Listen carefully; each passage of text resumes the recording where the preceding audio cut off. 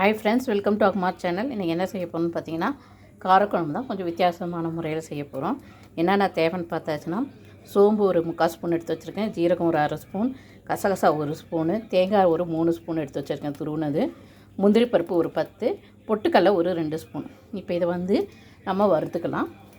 இப்போ கடாயில் கொஞ்சமாக எண்ணெய் ஊற்றிக்குவோம்.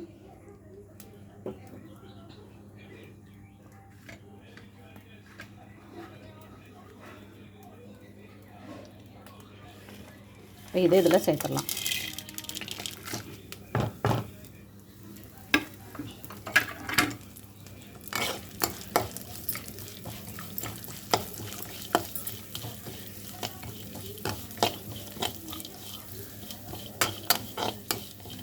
அந்த எண்ணெய் பிசுப்பு தேங்காயில் உள்ள அந்த தண்ணி பதம் இதுவாகிற வரைக்கும் வறுத்து எடுத்துக்குவோம்.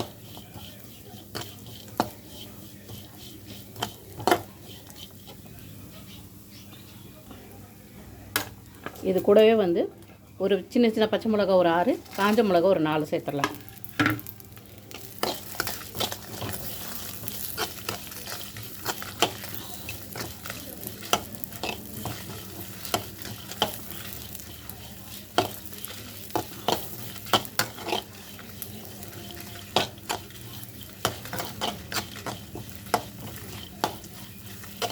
இப்போ இதை நம்ம எடுத்துடலாம்.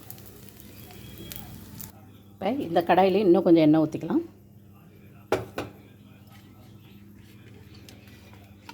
அதில் வந்து நம்ம ஒரு 10 பல் அளவு பூண்டு, வெங்காயம் ஒரு 2 பெரிய வெங்காயம் வெட்டி வச்சுருக்கேன், ஒரே ஒரு தக்காளி. இப்போ இதையும் இதில் சேர்த்துடலாம். இப்போ இதையும் நல்லா வதக்கிக்கணும்.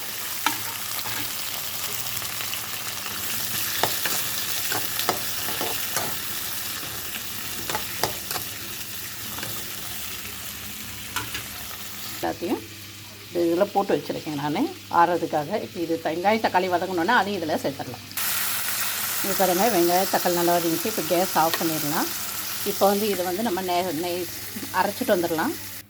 இது பாருங்கள், இந்த மாதிரி அரைச்சிட்டு வந்துட்டேன். இப்போ இதிலே வந்து இதை வதக்கி வச்சுருக்கேன் வெங்காயம் தக்காளியெல்லாம் சேர்த்து ஆறுன பிறகு சேர்த்து நல்லா நைஸாக அரைச்சிட்டு வந்துடுவோம். இப்போ அதே கடாயில் கொஞ்சம் எண்ணெய் ஊற்றிடலாம்.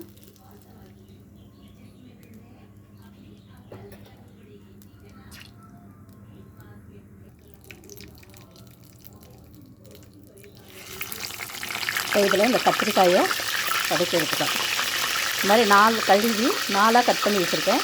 இதில் சொத்துக்கிட்டு இல்லாமல் பார்த்து 4ஆக கழுவி எடுத்து க்ளீன் பண்ணி சொத்துக்கிட்டு இல்லாமல் நல்லா பார்த்து க்ளீன் பண்ணிவிட்டு இதை நம்ம ஃப்ரை பண்ணி எடுத்துக்குவோம்.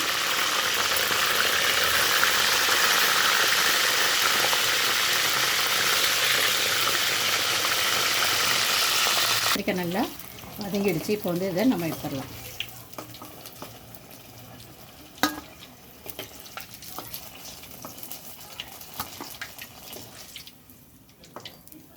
இதே மாதிரி நம்ம மற்ற கத்திரிக்காய்களும் வதக்கி எடுத்துக்கலாம்.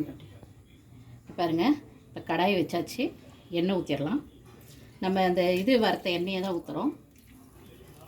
தக்காளி கத்திரிக்காய் வதக்கி எடுத்தோம் இல்லைங்களா, அந்த எண்ணெயை தான் நம்ம ஊற்றுறோம். எண்ணெய் சூடாக தான் இருக்குது. இப்போ இதிலே வந்து வெந்தயம் ஒரு 1/2 ஸ்பூனு, ஜீரகம் ஒரு 1/2 ஸ்பூனு, சோம்பு ஒரு 1/2 ஸ்பூன் எடுத்து வச்சுருக்கேன், அதை சேர்த்துடலாம்.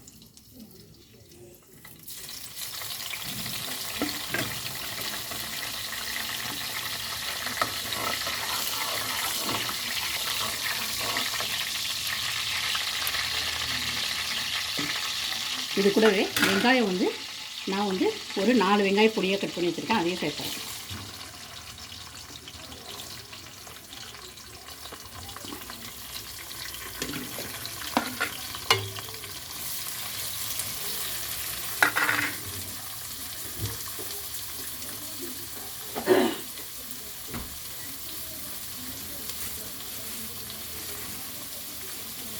இது கூட கொஞ்சம் கருவேப்பிலையை சேர்த்துக்கலாம். இப்போ வெங்காயம் நல்லா கருவேப்பிலையெல்லாம் சேர்ந்து நல்லா பொன்னிறமாக வதங்கி வரும். பாருங்கள், நல்லா வதங்கிச்சு. இப்போ வந்து நம்ம 1/2 ஸ்பூன் அளவுக்கு மஞ்சள் தூள் சேர்த்துடலாம்.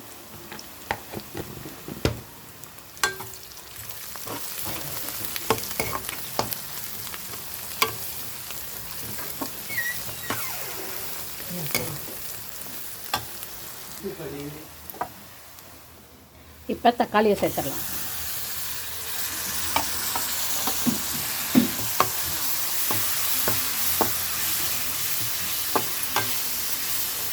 தக்காளியும் நல்லா பொன்னிறமாக வதங்கிடும்.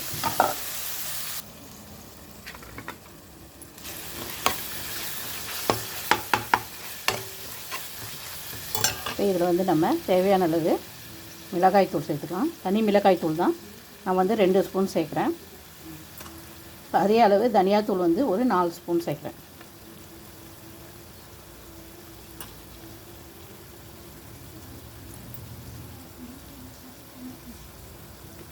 இப்போ இதை நல்லா மிக்ஸ் பண்ணிடுவோம்.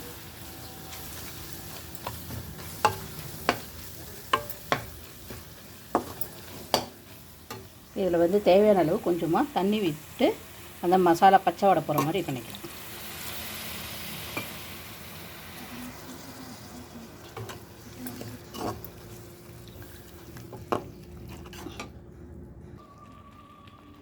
பாருங்கள் நல்லா வதங்கிச்சு. இப்போ வந்து நம்ம அரைச்சி வச்சுருக்கேன் இந்த மசாலாவை சேர்த்துறோம்.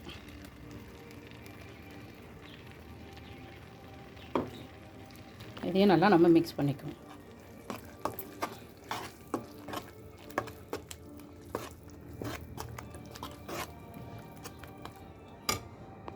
பாருங்கள் நல்லா மசாலா கொதிக்குது. இப்போ இதில் வந்து தேவையான அளவு உப்பு சேர்த்துடலாம்.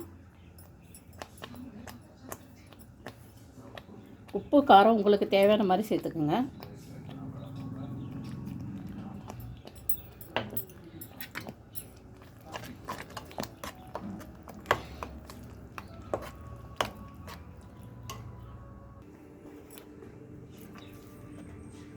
பாருங்கள் எல்லாம் நல்லா ரெடி ஆகிடுச்சு.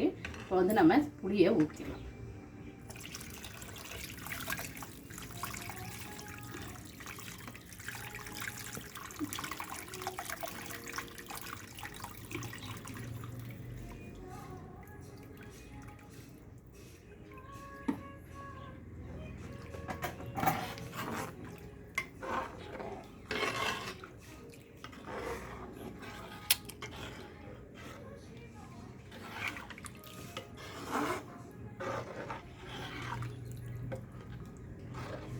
இது நல்லா கொதிச்சு வரட்டுங்க.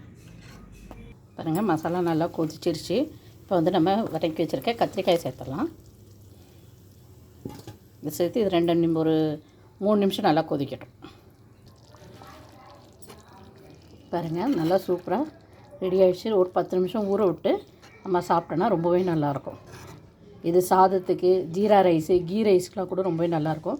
இன்னும் நம்ம திக்காக வேணும்னா நம்ம கொஞ்சம் தண்ணி கம்மி பண்ணியாச்சுன்னா திக்காக இருக்கும். நான் கொஞ்சம் இந்த லிக்விட் டைப்பில் வேணுன்றதுக்காக அதுக்கேற்ற மாதிரி வச்சுருக்கேன். பிடிச்சிருந்தா லைக் பண்ணுங்கள், ஷேர் பண்ணுங்கள், கமெண்ட் பண்ணுங்கள், மறக்காமல் சப்ஸ்கிரைப் பண்ணுங்கள். பக்கத்தில் உள்ள பெல் பட்டனை அழுத்த மறந்துடாதீங்க. Thank you so much.